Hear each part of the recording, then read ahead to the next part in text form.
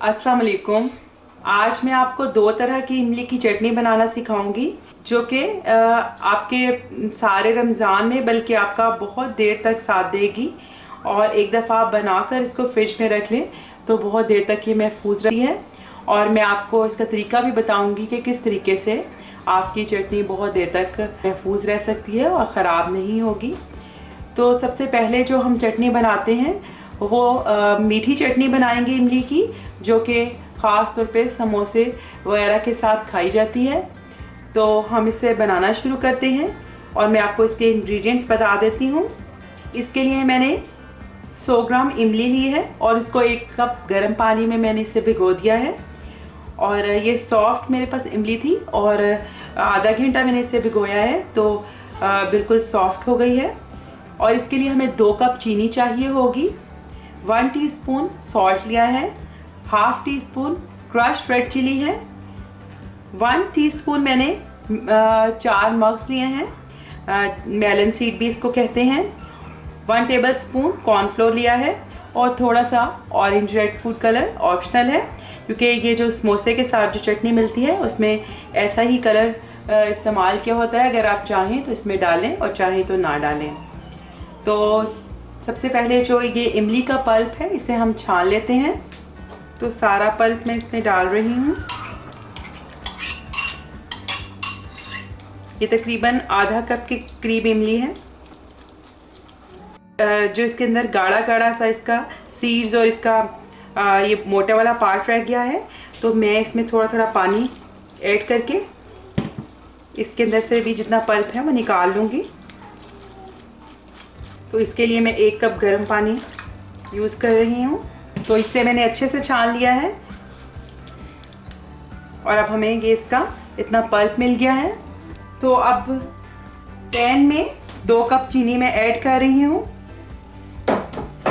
और साथ ही आधा कप पानी, यानी टोटल इसके अंदर मैंने 2.5 कप पानी डाला है। तो फ्लेम ऑन करती हूँ और अब इसको चीनी को मेल्ट होने तक हम पका लेंगे। शुगर अब पानी के अंदर डिज़ोल्व हो गई है। तो मैं इसके अंदर हमने जो इमली का पल्प निकाला था वो इसमें डाल देंगे। अब हम इसे पकाएंगे कुछ देर। इमली पक रही है तो इसके साथ ही मैं इसमें सारे हमारे जो स्पाइसेस हैं वो शामिल कर लूँगी। नमक डालूँगी 1 टीस्पून, बहुत भर के नहीं डालना, आप अपने अंदाजे से कुछ कम या कुछ ज़्यादा अपने टेस्ट के मुताबिक कर सकते हैं। क्रश्ड रेड चिलीज़, इससे इसकी लुक बहुत अच्छी आती है। टेस्ट बहुत इसका तीखा नहीं होगा बल्कि इसका मीठा टेस्ट होता है। साथ ही मेलन सीड डाल दूंगी और थोड़ा सा ऑरेंज रेड फूड कलर। अब इसको मिक्स कर लूँगी स्पाइसेस को। और अब हमने इसको मीडियम फ्लेम पर इतना पकाना है कि ये गाढ़ी होने लगे। अब इस चटनी को पकते हुए तकरीबन 8 से 10 मिनट हो गए हैं और अब आप ये देखें तो ये कुछ गाढ़ी हो गई है। अब ऐसे हम गिराते हैं तो ये इसकी बूंदें आहिस्ता आहिस्ता गिर रही हैं, गाढ़ी होनी शुरू हो गई है। अगर आप चाहें तो बगैर कॉर्नफ्लोर डाले भी इसको मज़ीद पकाकर गाढ़ा कर सकते हैं। आप तकरीबन 15-20 मिनट इसको पकाएं तो ये गाढ़ी हो जाएगी।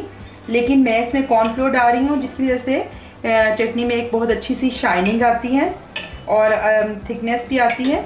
तो जो 1 टेबल स्पून कॉर्नफ्लोर था उसमें मैंने 2 टेबल स्पून पानी ऐड किया है और अब मैं थोड़ा थोड़ा सा इसमें कॉर्नफ्लोर ऐड करूँगी और जितनी हमें ज़रूरत होगी उतना हम ऐड कर लेंगे।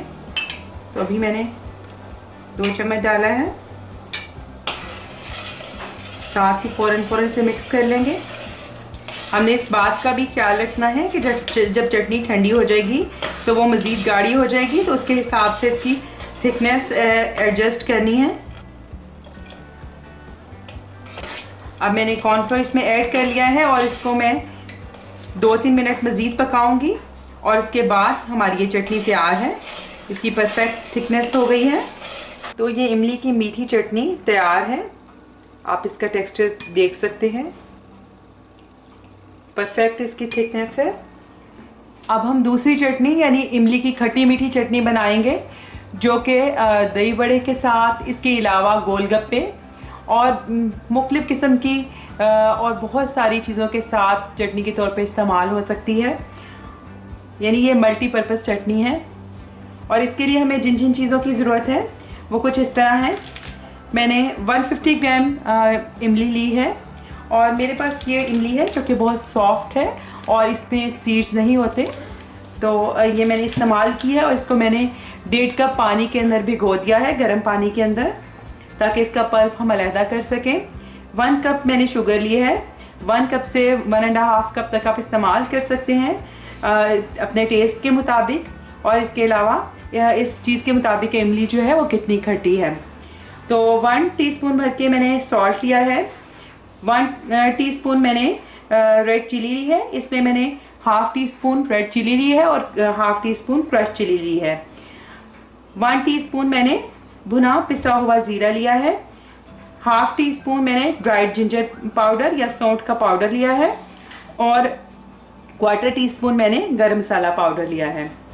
तो सबसे पहले हम इमली को छान लेते हैं। तो अगर आपके पास सीडलेस इमली हो तो आप बगैर उसको छाने भी इस्तेमाल कर सकते हैं। अगर आप चाहें तो आप इसका ये जो गुदा है ये भी डालना चाहें तो डाल सकते हैं, लेकिन बाज़ दफ़ा इमली में कुछ इम्प्योरिटीज़ होती हैं जिसकी वजह से इसको अगर आप छान के इस्तेमाल कर लें तो ज़्यादा बेहतर है।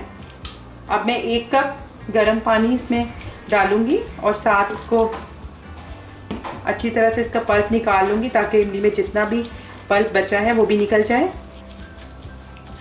तो आप देखिए कि मैंने अच्छी तरह छान लिया है, कुछ भी बाकी नहीं बचा, इसे हम डिस्कार्ड कर देंगे क्योंकि मैंने बहुत अच्छी तरह हाथ से मलकर इसमें से सारा इसका गुदा निकाल लिया है।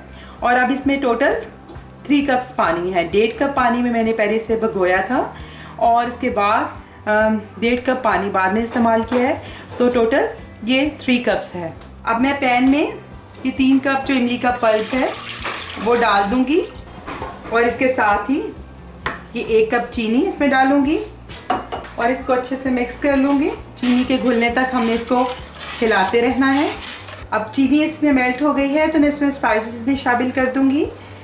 तो नमक डालूंगी, साथ ही रेड चिली, आप चाहें तो ब्लैक पेपर भी इसमें डाल सकते हैं, भुना हुआ ज़ीरा, गरम मसाला और इसके साथ ड्राई जिंजर पाउडर मिक्स कर लूँगी। और अब हम इसको तकरीबन 10 से 12 मिनट तक पकाएंगे या जब तक कि ये गाढ़ी हो जाए। मीडियम फ्लेम पर मैं इसे पका लूँगी। अब हमारी चटनी परफेक्ट थिक हो गई है, आप ये देखिए, और जब ये ठंडी होगी तो मज़ीद ये थिक हो जाएगी। तो मैं फ्लेम ऑफ कर रही हूँ। अब हमारी इमली की स्पाइसी और खट्टी मीठी चटनी बिल्कुल तैयार है। बहुत ही मज़े का इसका टेस्ट है और मैं अब आपको बताती हूँ कि इसको हम कैसे महीनों तक महफूज रख सकते हैं। तो अब चटनी को महफूज रखने के लिए अब हम किसी भी शीशे की बोतल या शीशे के जार का इस्तेमाल करेंगे। तो इसको मैंने अच्छे से इसको धोकर और इसको आप पानी में थोड़ी देर बॉईल करें और जिसकी वजह से ये जरासीम से महफूज हो जाएगी और फिर इसे मुकम्मल तौर पे खुश्क कर लें।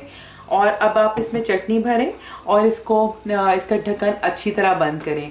और जब भी आप इसमें से चटनी निकालें तो आप इसमें गीला चम्मच या इस्तेमाल शुदा चम्मच ना डालें, तो आपकी चटनी बहुत देर तक महफूज रहेगी और ख़राब नहीं होगी।